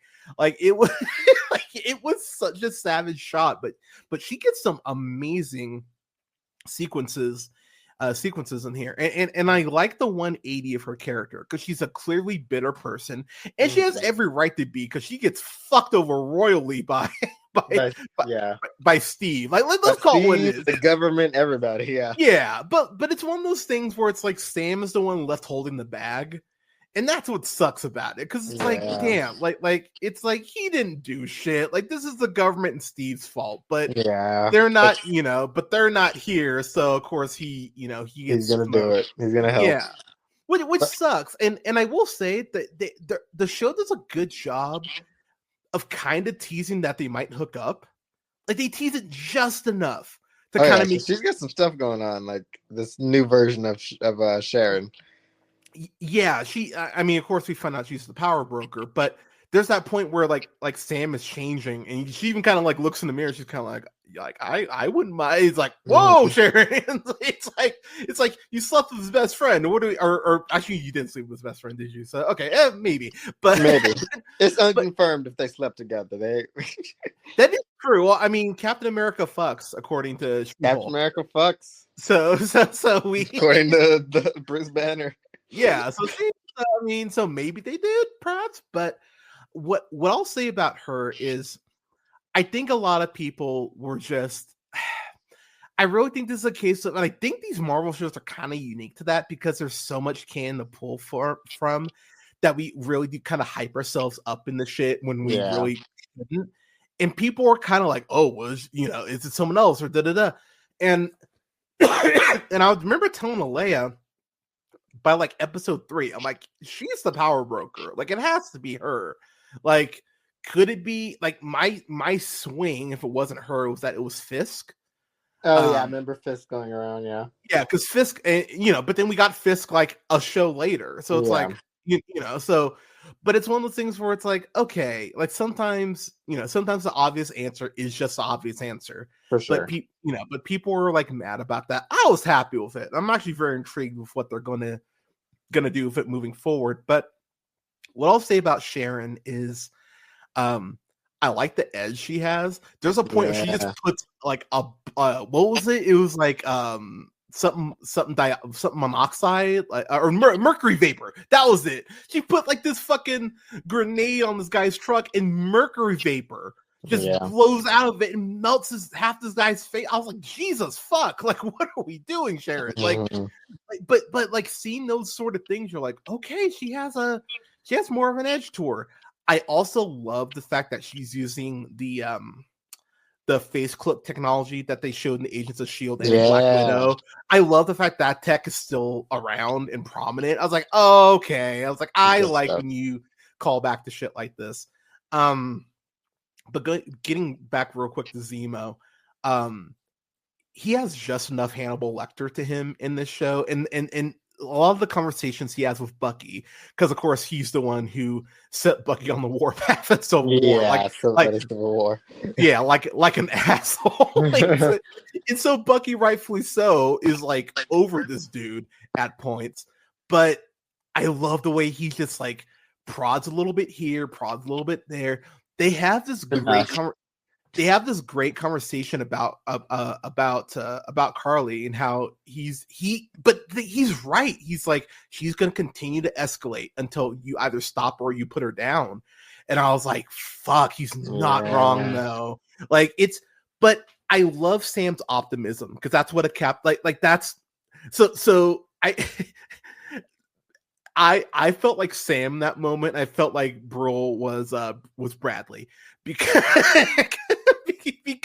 he's not wrong, but you have to have that optimism. But he's not wrong, and like you see Carly more and more. That conversation she has with Sam, and how saying like they're not people, and I'll basically kill anyone that I need to, and you're just like, oh no, like no, you can't be saying shit like that. Yeah. And that's was that for you kind of the moment you're like, uh-oh? Because that was my uh-oh moment. Because up until then, I was like, girl, I'm kind of with you on this. Like, you're not wrong. Like, fair enough. You have every right to be pissed. Okay, wait. Yeah. Go ahead. Buildings start getting blown up and shit. I was like, oh no. Because it's like, it kind of goes back to what we were saying. Like, there was definitely more with the Flag Smashers, but what we get is like Carly, along with her group, is very much, they're not the bad guys, but they end up just doing worse and worse things. But yeah, that moment where her and Sam have that sit down talk, it's like, oh yay, she's almost redeemable. And then it's like, oh no, wait, she's a little bit too far gone. Yeah, and it's fascinating how she kind of straddles that line initially because Sam even says it. And again, this is why he is supposed to be Captain America. The fact he says, like, I can get with your fight and I understand it, but like the way you're doing it is wrong. And it's like, yeah, that's the linchpin right there is the way they're going about it. And it's so interesting because there's this point where she calls Sam's sister, and you're just like, oh, you're really pushing it. like you're doing too much now. Because I'll be real, that was the point for me. Because I was talking to Alea and I were talking about it, and I was like, what's something that someone could do that would like be your line? And my first thing was, I was like, if someone fucked with you or the cats, I was like, I'd be like, oh cool. So now there's no going back. I have to kick your ass. Yeah, and the way she's so nonchalant talking to Sam's sister, who's played by Edipero Aduye, by the way. She's great in here too. She's really good in this. The way she's like, oh yeah, so you live at this address with your 2 kids, right? This one, and you're just like, okay, yeah. Overstep, habitual line stepper, can't do Very much so. Like, you can't do that shit. And that's what actually ends up leading to that's actually what leads to Battlestar's death. So that fight scene I was mentioning, that Civil War remix, dude, John Walker is like that. He's off the reservation by that point. He's super soldier serum up by then, right? And he's very much, it's enhanced his worst parts of himself. When he hits Zemo with that shield, oh my god! Like he knocked the shit. Like, he was ready to do more damage. So that is one thing I will say. I love the fact that we find out that the super soldier serum has been recreated. Yeah, and that's a great kind of reveal. And that scientist that plays it, that who, I don't have the guy's name here. Sorry, man. But the guy who plays that scientist did a great fucking job. He's very scummy. Yeah, right, exactly. Like he's so scummy about it too. Like it's very like, damn. And the way they explain, I really like the way, and Hawkeye does a great job of this too, of really getting across the weight of the blip. Because him being like, oh yeah, I basically had this shit done, but then I blip back into existence, so I was able to basically complete this shit under the radar. You're like, oh shit, yeah, you would be able to do that. Same thing with like when Yelena pops back up and you're like, oh shit, you lost 5 fucking years and you didn't get to talk to your sit. Oh, like I love those instances of it.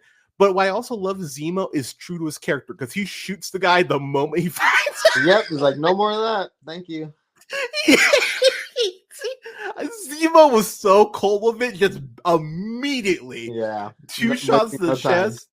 And he double tapped. I was like, God damn, Zemo. Yeah. Oh man, that shit made me laugh. Like that was like the kind of like the pencil trick for me, because I was like, Jesus Christ. Like I looked up and he'd already killed the guy. He's dead, no more. But I love the speaking of serum, I love that that shot. So first off, he shoots Carly, and again, doesn't think twice about it. Comes around the corner, bop bop. I was like, Jesus. Yeah. He's like, this is business. Like, you guys thought I was joking? No, I'm no more super soldiers. But again, I love someone who's straight up like who doesn't discriminate, because I don't want someone like, I don't want Zemo to be like, oh well, you're a kid, that's where I draw my. It's like, no, like you get the smoke too. And he and I love how he goes like, is that what I think it is? And she of course doesn't answer, and he kind of goes like, oh perfect, I know that's what it is. And I love the up angle that we get when he starts just smashing the shit out of these serums. You're he's like, fuck you. Like, no absolutely more. Not. But then, of course, he can't get them all. He gets 4 out of 5. And to your point, that's where Walker takes it. And that's where we get this AEW wrestling fight, this triple threat match, this 2-on-1 handicap match. And I gotta say, as you were saying, Walker's off the reservation. Like, he's got that serum pulsing through his veins, and he's ready to kill Sam. Like, he straight up nearly kills Sam in the same way that that he killed the one Flag Smasher. And the way he even goes like, I'm Captain America. Like, he's fucking growling the shit. You're like Jesus Christ, dude. Like you have lost the plot, man. You need to calm down. To Bucky's point, like the whole time he's been ready to fight like Walker, so he's like kind of game for this. He's like, oh, okay. Well, I love you guys don't want to do this, and Bucky just kind of looks at the girl and goes, yeah, we do. And I do. I was like, oh shit. And I will say too, the way that Sam uses the jetpack even after Walker breaks his wings, which I'm not gonna lie, dude, that scared the shit out of me when he did that. I was like, oh my God in heaven. I was like, you are like it shows how strong he is. You're just like, God damn. Mhm. But I love the way that Sam uses the jetpack to break, and Bucky uses the super soldier arm to break his arm. Yeah, it's so fucking wild. Oh my god. Like I know they take that shield by force back. Yeah, that was so when he did that, I screamed because I was like, Jesus fuck, because I'm not gonna lie, dude, I thought they'd cut away. I thought they would cut away. They gave it to us. And nah, man, you see that shit break in real time, and you hear Walker just scream like he's been shot. It's yeah. And then it's the real way good. the way they basically like they separated that shoulder off that fucking jetpack shield combo like that fucked his arm all the way up. Yeah, like, if he wasn't a super soldier, he would have been messed up for life. Yeah, but you're like holy shit! Like it's such a brutal fight scene. In the way that Bucky like throws the shield down to Sam, like, dude, like this, like you can't be fucking around about this anymore. Yeah, like don't do this shit again. Don't give it away again. Yeah, like basically what he does is he's like, yeah, dude, you can't give the shit away ever again. It's handled with such intensity, and it's handled with the gravity it should be, because and dude, we've talked about this, man. Like we have friends that have served or are serving, and dude, he loses everything. He almost loses immediately, yeah. Everything. Like when they're like, you will receive no rank or military benefits for your, I was like, holy fuck. Yeah. I'm like, he lost everything because of this. And to Canada's point, they're not mad that he did it. They're just mad he got caught because it is international incident level 10 levels of oh wow, you fucked up royally and now we have to answer for it. Like in the way that he has a speech about how I follow your rules, I live my life by your laws, and I'm sitting there going, he's not wrong. Like he's so not wrong. Like he's like, it's so good. Like he's wrong for what he did, but like you think about, I mean, I'll be nice, and I mean people, but I can also say, but I can also point out Afghanistan, man. Like it's like when the veil was finally dropped, it was like, oh yeah, we didn't really need to go off Afghanistan, but oil. It's like, oh wow, that's fucking terrible. And you think about all those soldiers that went through what they went through. I'll say it since Canada's not here. The military-industrial complex. Yeah, it's crazy how much the government really wipes its hands. It's like, oh yep, nope, you're the ones who fucked up, not us. And it's like, sorry, see you later, whatever happens. And it is crazy how you have someone like Rhodey in the government, and they could have literally been like, dude, do you think Sam is ready? And then just give them the shield back. But they're like, no. Like, let's go ahead and give it to this crazy white dude. To go through just a few more things here before we wrap up. I do think the finale was my favorite episode. The reveal of the comic accurate Sam Wilson cap suit is I screamed. I legit screamed. I was like, oh my God. Now, I will say, to be a little nitpicky, and I know Larry would be proud of me, the thing around the neck is like the one thing I'm not crazy about. Kind of collar, yeah. Yeah, that's like, but I'll be real, dude, that's such a nitpick for me because that suit looks clean. I love that suit so much. Like, man. The suit is fucking I was like, holy fuck, you nailed it. Like, it's so goddamn good. And it's one of my favorite translations of a comic suit like ever, honestly. Like I agreed. Like I was amazed at how great it looked. And then the new Red Wing looks perfect. The new shield, all from Wakanda, looks shout out Wakanda. Shout out Wakanda forever. Wow, that was awesome. But I love the new suit so fucking much. I love the there's that point where Sam does that forward roll, uses a shield to break that helicopter window, and then jets through and like tackles the guy out of his seat. That's one of the coolest fight moves I've seen in a Marvel anything. I was like, what? Like, and then when the helicopter crashes on him on the bridge and he folds himself in to the suit using the shield. I was like, motherfucker, like there's so many moments like that where you're like, oh wow, Sam fucking gets this shit. And this is why he's fucking Captain America. I won't lie, man. His fucking montage in episode 5, that's some Creed motorbike shit, and I love it. Oh yeah, no, I'm a sucker for montages. That's some goddamn. They were channeling Creed and Rocky like a motherfucker, and I loved it. Yeah, like him doing flips with the shoe. I'm like, nah, more. Yeah, I don't care. More. It's so good. I was like, give me more. I don't give a shit. That shit made me so happy, and I won't lie, man. The last shot of that montage of his nephews touching the shield. Oh, so good. That dude, that's what it's about, man. Like when I saw that, I was like, fuck. Like the show gets it. Like it fucking gets it. Carly ends up getting shot by the power broker. Yeah. In a great cover up, I won't lie. Like that was actually something I went. That's like, I'm getting my way back in. I don't care how. Yeah, like I love the way they handled that, and I love that Carly is like, is done. She's done. She's like, I will fucking kill you, and Sam is like not fighting. I'm just like, goddamn, like Zemo was right. Fucking sucks, but he was right. The shot. So, 2 quick things on the finale. I love John Walker's like shitty makeshift shield and how Carly just kicked that shit out of the air. Yeah, you think he's gonna like do something with it, but it's like almost dispatched immediately. He's like, "Fuck your shield!" Like I laughed so hard at that shit. I was like, "Yep, that's not vibranium." Fuck you. The shot where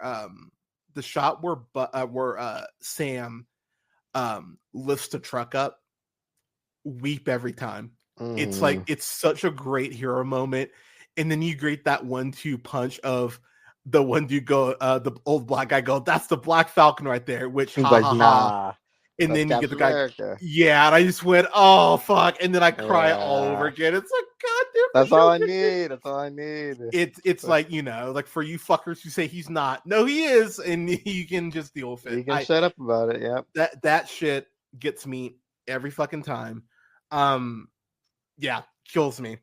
And then, dude, we gotta talk about that speech, man. Yeah.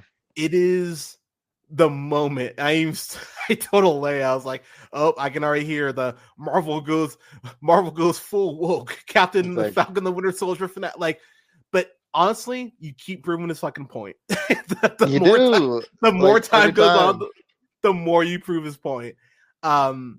He's right. Like at the end of the day, Captain America's greatest attribute is that he believes that we can do better.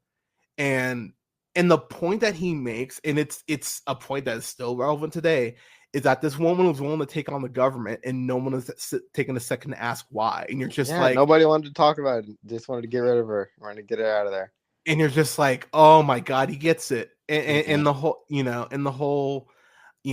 I'm a black man wearing the stars and stripes. What don't I understand? Like, I know that millions of people will always hate me for it. I can feel the stares now. I'm just like, God damn. And it's like I already know the type of people who are uncomfortable. Like, here's the thing: if you aren't comfortable watching that, then you may have to look a little bit inside yourself about like that's one of those things you really need to be like if you're the same person who hated the last frame of Watchmen the series, you really need to look inward as far as your racist biases that you have. That speech is one of the best things that Marvel has written. It's so good. Like, it's genuinely perfect. I just the way that shit.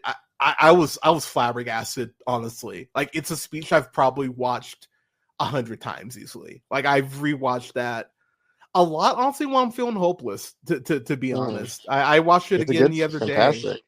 I watched it again the other day, and I was like, fuck, like, you need to hear shit like that right now. But it was one of those things that I was amazed at how well that was written. I was amazed at how well Matthew delivers lines. the whole concept of, you know, who's in the room with you when you're making these decisions. You're just like, fuck, like he gets it. And it's like the perfect culmination of like the Sam we see at the beginning of this season to the end, where he's like, he's you know, making the government speech. He's like, blah blah blah. Here's the shield, and now he's like, nah, you got to listen to me now. Like, you had your time. And it's so fucking well handled. And like, you know, you see people taking pictures and recording, and you're just like, oh, the contrast between the last time a Captain America was recorded on cell phones to that. And that's something I don't think enough people have pointed out, like that complete 180. And it's just it's so well handled. And I love, again, the show is very good at hitting you with a punchline, but then hitting you with something that makes you go, "Aw." Mm-hmm. And I love Bucky going like, "Oh yeah, sorry, I only heard black guy and shit." Yeah. And so it hits you with that humor, but then he goes, you know, "Great job, Cap," and you're like, "Oh, we called him Cap." And then I'm Captain America. Yeah, and he's just like, oh god, and just good and stuff. I just and then I just lose my shit. And then of course we get I'm not gonna lie, man. The fact it ends with where it ends up with him going back to Isaiah's, and you seen the exhibit that he got put in about him. I weep every time I see that scene, so man. Fucking God. Because when he goes back, you're like, okay, good. I'm happy we're just, you know, even back with Isaiah. But I love that, you know, black people built this country. You know, I'm not gonna let anyone say that I can't fight for it. And you're just, you're like, oh, fucking good line. And you're like, God damn it, show. Like, the thing about the show is it keeps hitting you with stuff like that to just kind of remind you that it gets it. And you're like, I know this will piss people off, but this is exactly like I was, one of my lines I talk about all the time in the chat, man. We are past the time of subtlety. Oh, hell no more subtlety. I love shit like this. We're like, no, you were gonna hear what we're fucking saying. Like, dude, that's one of the things I love about Promising Young Woman. It's like, no, we're gonna subtlety. Yeah, that's like, no, you're gonna hear this shit, and it's supposed to make you feel uncomfortable. I love this shit, man, and I love how the way that Lumbly sells it when he goes, now they'll never forget what you've done, and that the way he hugs him and he shakes, dude. I lose it, man. I lose it every fucking time. It's so good. Like, man. It's genuinely one of those things where I'm just like, this is a perfectly acted scene. Like, they're like no notes. And then of course the show ends with a cookout. Like, I love that it ends with a fucking cookout, and I love that Bucky's just, as I said, is just so at home with the black folks. Like, he's so, and. Let's be real. He's gonna end up dating Sam's sister. Like, it's gonna happen. Oh, yeah, that's Sam's brother-in-law now. Yeah, Bucky has a type. You know, he's like Joshua Jackson. You know, he has a type. But he's gonna be there. Yep. But getting in the final thoughts, man. I wasn't even gonna rewatch this because I'll be real. I've watched this probably start to finish at least 12 times. Yeah. Like I didn't really need to watch it.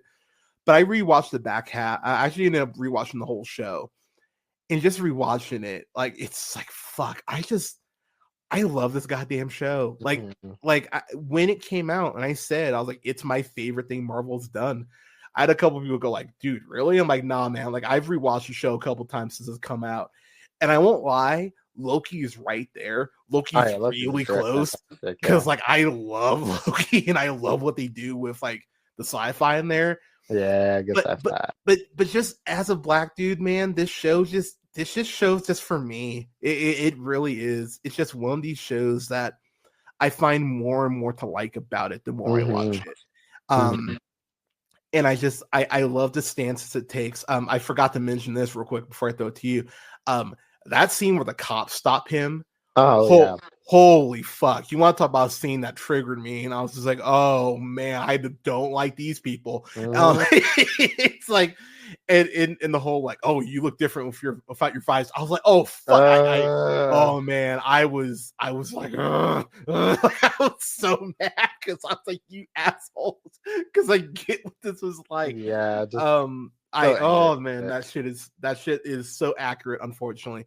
But I love this goddamn show so much, and it's one of these things where, when you think about the black content, some of the black content we've gotten between, you know, this and Craig of the Creek and Moon Knight and Devil Dinosaur and like Invincible Fight, like there's been some amazing stuff. Watchmen, there's been some incredible shit that's come out the last 5-6 years in terms of like black content. I know you obviously helped me review, but dude, I rewatched a little bit of Watchmen. God damn, man, like that show, like there are just amazing. There are things that like I don't think perfection exists in really anything, but this and Watchmen, man, these are shows I rewatch not rarely, but I do find myself throwing on scenes or just the scores and just being like, yeah, this is how you do this shit. The Louisiana Hero, like Sam's main like theme too. Henry Jackman coming back to do the score, nailed the fucking score. Dude, the score is great here. And then the last thing I'll throw out before I throw it to you is the John Walker Dora Milaje fight is it's everything. Like when the Dora Milaje show up and they beat the shit out of John Walker, it is so fucking gratifying. I was just like, oh my god, I didn't know I needed this, but you needed it, yeah. Because they whip his ass in a way. Like when he says put down the pointy sticks, I was like, oh dude. Yeah, I was like, cool. You deserve to get your ass kicked. And the shot of Ao actually holding the shield too, because she picked that shit up. I was like, can you take that back to Okoye? Okoye looked really great, like yielding that shit. But yeah, and just again to Zemo's or Daniel Brühl's great comedic timing, just him making a drink while like John Walker gets his ass kicked. And then escaping like a smooth motherfucker. Yep. Like he stays a little bit to watch the fight, and then he's like, all right, I'm out. Yeah, and just dips. Like he Irish goodbyes it. Like I was like, good for you. Like Zemo's love Zemo. And I'm very happy he's still around too. Yeah, bring him back. Yeah, I think he's got to show up in Thunderbolts, right? He'll be in Thunderbolts. He'll definitely be in Thunderbolts. Like but in the same way, Sharon Carter's got to probably pop up in Brave New World. Yeah, like she'll be in for at least a scene or two. But yeah, man. End of the day, man, this is a fan fucking tastic for me. I stand by it, man. I think it is the best thing. I don't know if this is, but it's my favorite thing Marvel's done. That's what I'll say. It's my favorite thing Marvel's done, and it's a top 5 thing that they've done. I love this show, and I know people have been talking shit about Brave. I'm hyped for Brave New World. Like, even if it's just as good as like, because someone was asking me, he's like, "Do you think it's gonna be better than Winter Soldier?" I was like, probably not. But I was like, if it's as good as First Avenger, I'm fine with that because I love First Avenger. So, yeah. But this is a fan fucking tastic for me. I've revisited so much I couldn't give it anything but. But yeah, Brandon, your final thoughts and grades, sir. Yeah, I fucking love the show too. Like, I remember loving it when it came out. Like, I still have such a love for those first 3 Marvel shows, this, WandaVision, and Loki, and just like what they did with the post blip, and really focusing on the, humanity and just how kind of fucked up these characters are. And I think like this show does like a great job of handling Bucky as well as Sam, like their journey post blip, post Endgame, and kind of like finding themselves again. It's great comic book stuff, great melodrama, great government stuff. Like, it's in cap media, you always got to have some stuff about the government and how much they kind of suck. Oh, absolutely. Yeah. But yeah, it's kind of like Starfleet at this point. There you go. Exactly. Yeah. Very much like Starfleet. But yeah, no, I love this show. Like, I'm right here with you. I hadn't rewatched it as much as you, so rewatching it now, like I'm still like going through it. It's still like just a joy, like to watch. Really is. Anthony Mackie is of course fantastic as Sam. I'm so glad like this casting. Like, this has been one of the kind of my favorite underrated Marvel or just like superhero castings in general. Like, I think he's fantastic and just kind of underrated in general. Like we said, has he not been nominated for an Oscar yet? Crazy. But yeah, this show is great. Like, I think especially for like a person, like whether you're like us, we're like, we're super hyped for Sam to get the shield in general and like love the comics and everything, but like even not like even if you didn't know Sam became Cap, I think this is a great story. Same. Again, like it doesn't shy away from the more political things and a more social commentary and great effects. And it's just like really well acted, and like honestly, like there's like some scenes like during these watching like the first few episodes, I was like, dang, I kind of forgot how well lit and like just like the cinematography of the show is. Like they kind of really like how Yeah. it's shot, like a lot of like the scenes. But yeah, all that to say, I fucking love the show. As a nerd, as a black man, I think it does like a great job. I am like you. I am still hyped for Brave New World. Like no matter what the people say, they can't make me not hyped for a new Captain America movie led Same. by a black man. Yep. And yeah, I was gonna say something else. Oh, just like a fun tidbit I saw. Like the first episode is called New World Order, and it's funny that that was the original title Oh yeah. of the movie. But yeah, this is a great show. Even if all the Flag Smasher stuff doesn't work all the time, like I think. Yeah, that's like the one thing. Yeah, that's the only nitpicky thing I'd have. But like otherwise, I still enjoy the show and like what they do with it. I'm still waiting on a follow up on my boy Patriot. Is he going to be a champion? We didn't mention that. I hope I hope that ends up being a thing. I hope they don't forget about him. But yeah, I'm excited to see these characters return.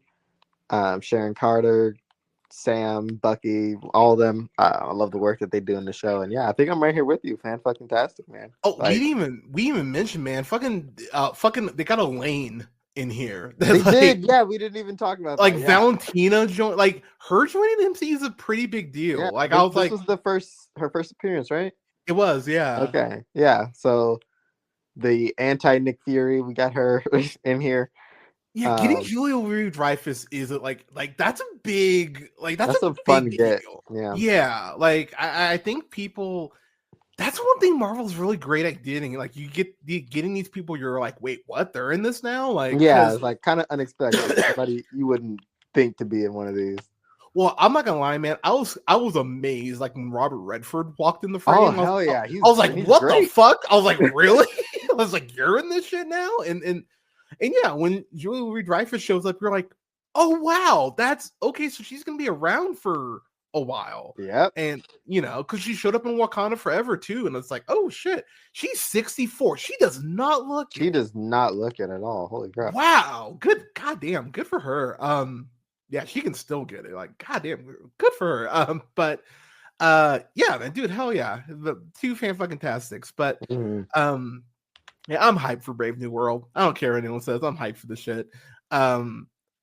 It's gonna be fun to see him Cap fight a Hulk. Like that's just, I'm excited. Yeah. Like, they've been of course teasing that scene throughout the trailers. So like I'm always in general, like as a comic fan, seeing how like somebody who is not, the Thing fight the Hulk. So yeah. I like when just a guy is fighting the Hulk.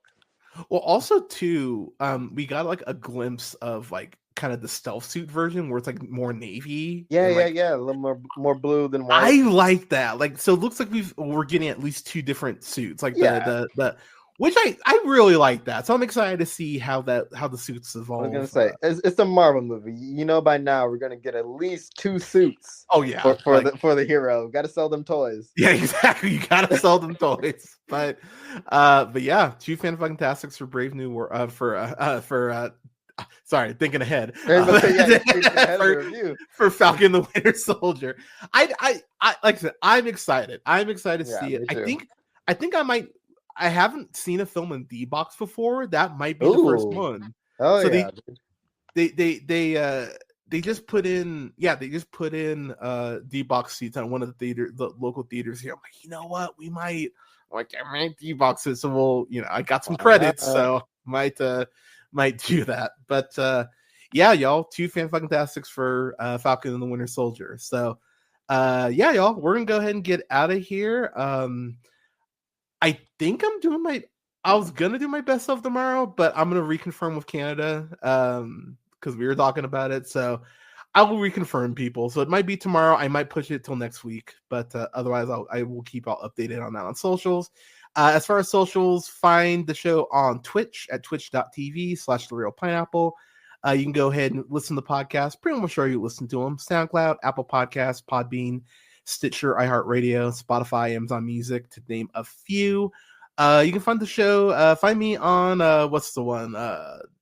Oh my gosh, TikTok. There you go. TikTok. There it is. TikTok and Instagram at J Hunter Real Pineapple. That's J Hunter, then REEL, and then Pineapple. You can find me on Letterboxd at Black Shazam. I am way more active on there than I probably should be, but Letterboxd is a lot of fun. And then you can follow me on YouTube at The Real Pineapple, REEL Pineapple, and then find me on Blue Sky. That's another app I'm way too social on at the realpineapple.bsky.social. Brandon, where can they find you, sir? Pretty much like you. The main social that I occupy on is Letterboxd, so you can find me on there at Brando Not Marlin. And yeah, I don't even know if people still go on Twitter. Dude, I'm not gonna lie, man. Getting on Blue Sky from Twitter has been so nice, man. Like, I'm not getting called the N-word on there. Like, like it's very nice. Love it. So yeah, no, I'll just plug my Letterboxd. Who cares about Twitter? But yeah, that's where I'm at, and then I'll probably be back on this show to talk about something else that I love. Yeah, we will talk. I'm gonna have you on for Invincible Fight Girl. Oh yes, definitely. Yeah. I've been itching just to talk about that show. Yeah, I think I've got like 4 episodes left. I'll probably. Oh yes. I'm excited for you. So I think I'm just gonna start it over, honestly, and just watch in a setting. I think of course, yeah, just get through it all. Yeah, exactly. But yeah, as far as what's coming up, people, I'll have a review up in a week or two for Malcolm X. Gonna have my mom on to review that. I'm real excited to rewatch Malcolm X. It's been like 6 years since I've actually rewatched it, so it's been a minute. So I'm gonna rewatch that. Have a review up soon here for a Sing Sing. I'm real excited to talk about that. It's a great fucking movie. And then I will have my best of either tomorrow or next weekend. I will have it up. I'll have it up in the next week or two. I promise. But everyone, thank you so much for watching. Brandon, thank you so much for coming on. I appreciate you. I'm sure we'll play Rivals at some point. But, yeah, I was gonna say, let me know when you play Rivals. I'm probably gonna load a bowl and go play it right now. Awesome. to be honest, but you let me know when you want to play. But okay. But everyone, thank you so much for tuning in. I know the world's a lot right now, so please take some time for yourself. Do something good for yourself. We're gonna get through this together. And if you're protesting, please be safe out there. But everyone, thank you so much. Stay safe. Take care of each other. Give someone a hug. Give someone a compliment. And never forget, as always, to keep it real. Thank you so much, y'all. And we will talk to you soon.